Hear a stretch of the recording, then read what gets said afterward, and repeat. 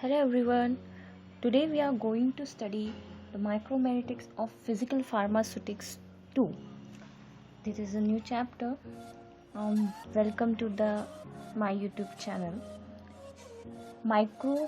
Let's start the micromeritics. Micro means small and meritics means a part.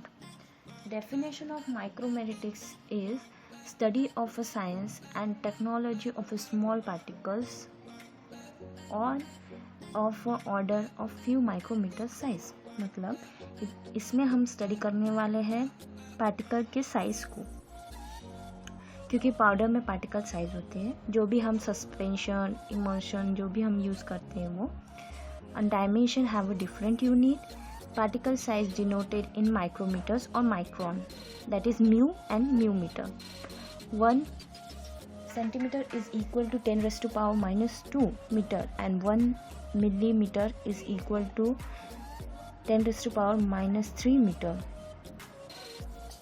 and 1 micrometer is equal to 10 raised to power minus 6 meter and 1 nanometer is equal to 10 raised to power minus 9 meter and 1 angstrom is equal to 10 raised to power minus 10 meter। ये conversion हमें पता होने चाहिए।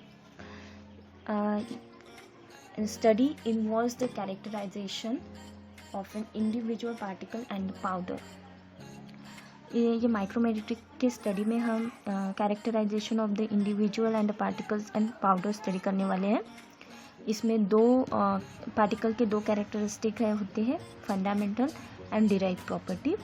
Fundamental property means what that properties are independent properties that are not dependent on any other properties, existing property भी बोलते हैं उसको, such as example size, shape, surface area and here derived property means that property depend on the fundamental properties, that is volume, density and the flow।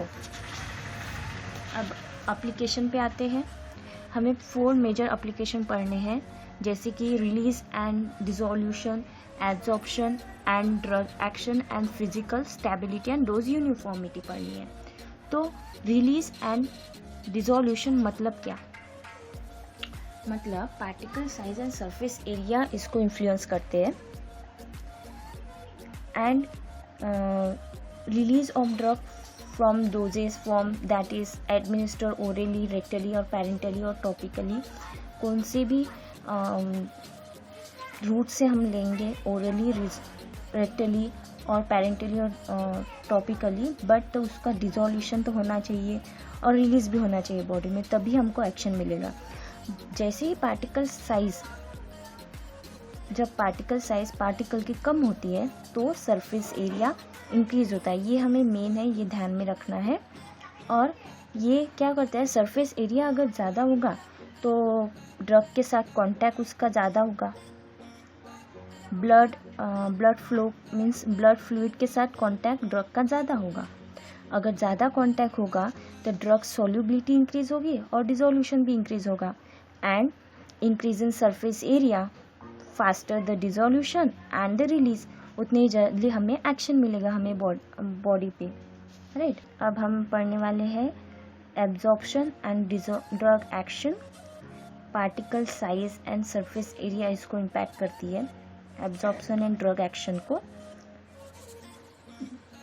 अगर higher dissolution होगा body में, drug का higher dissolution होगा, drug अगर ज़्यादा dissolve होगा body में, उतना ही जल्दी वो एब्जॉर्प्शन होगा उसका ड्रग का, और फास्टर द ड्रग एक्शन होगा, उतनी ही जल्दी उसकी ड्रग एक्शन मिलेगी हमें बॉडी पे। और हमारा अगला है फिजिकल स्टेबिलिटी।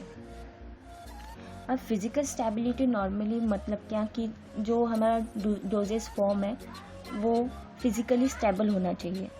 तो ये फिजिकल स्टेबिलिटी किससे इन्फ्लुएंस होती है? वो है पार्टिकल साइज से इन्फ्लुएंस होती है।